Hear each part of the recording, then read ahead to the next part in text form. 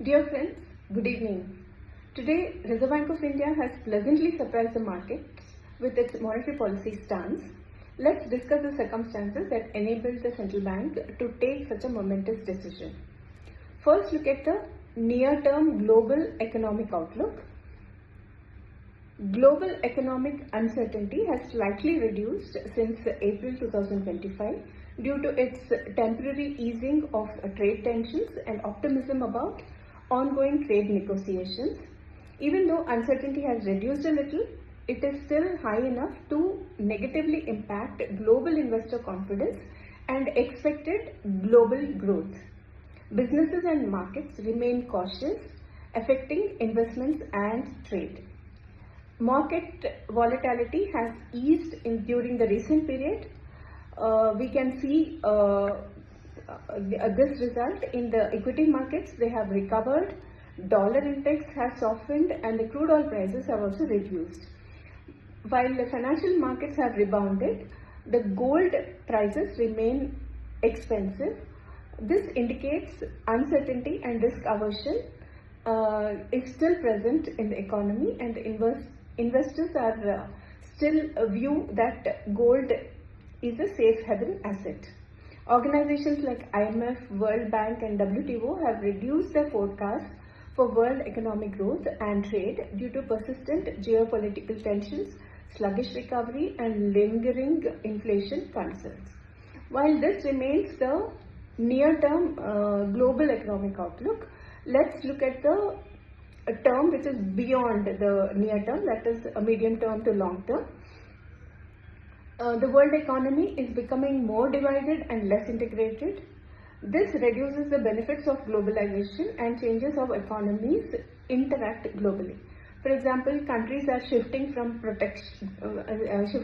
protectionism.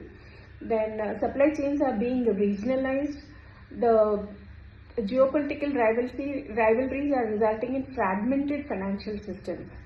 So all these things can have a bad effect on the global economy.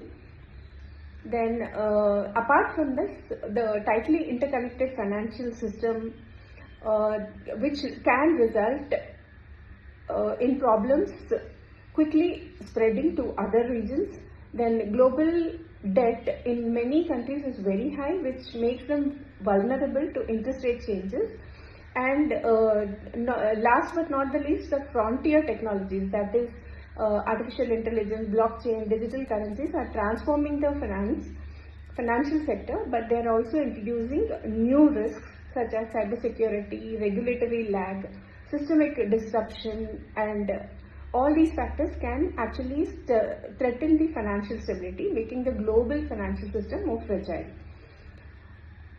Further, the volatile capital flows, that is especially in the emerging market economies, foreign investments have become very volatile. Money can exit anytime because of global shocks. And next is the exchange rate volatility. Both these things add uncertainty to the emerging market economies. Because of all these factors, the central bankers in emerging market economies have very constrained policy space. They cannot aggressively reduce the interest rates because this can result in inflation risks, and it can lead to increase in the debt limits. So with limited tools and with so much of uncertainties from the global frontiers, the central bankers in emerging market economies have to be really careful as to what kind of policy stance they actually take. So while this is the global economic conditions, the domestic economy in India seems to be quite strong. It presents a good picture of strength, stability and opportunity. So as the Governor of Reserve Bank of India indicated, the strength comes from strong balance sheets of 5 sectors in the economy. The recent results of the corporates have been very good, the banks have been very good, the households, government as well as the external sector. The balance sheets have given good results. Apart from that, there is stability on all the three fronts, that is the price, finance and then the political front. This provides policy and economic certainty given the global economic order. Thirdly, Indian economy offers great opportunities to investors through 5 Ds, that is the demography, digitalization and the domestic demand. So, this is the background for the Indian economy, which indicates a very strong and a good outlook. So, this is supported by the provisional estimates released by National Statistics Office, where they have projected that the real GDP growth in Q4 of 2024-25 stood at 7.4% as against 6.4% in Q3. And the India's real GDP growth in 2024-25 is at 6.5%, which is the highest in the world. So the interest in apart from while the growth rates show a very good picture about the India, inflation on the other hand has also softened significantly over the last 6 months from above tolerance band in October 24, and it is much below the target level of 4%. The inflation outlook for the year is being revised to 3.7%. Apart from the growth and the inflation, there are certain other indicators which indicate that the domestic economy is resilient. One is the agriculture sector remains strong with good harvest in both Kharif and Rabi cropping seasons. Reservoir levels remain healthy.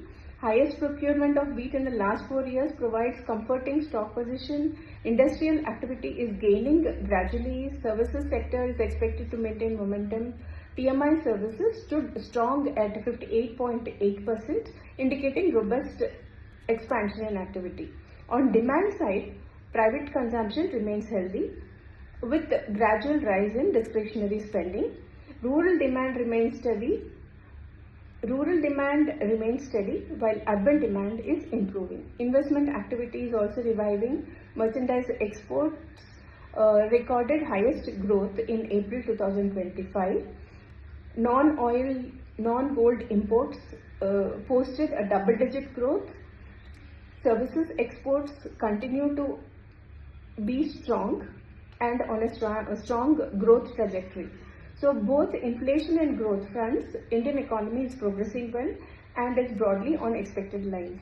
Both these elements provide space for monetary policy to support growth while remaining consistent with the goal of price stability. So what are the monetary policy decisions? One is the repo rates have been slashed by 50 basis points to 5.5%.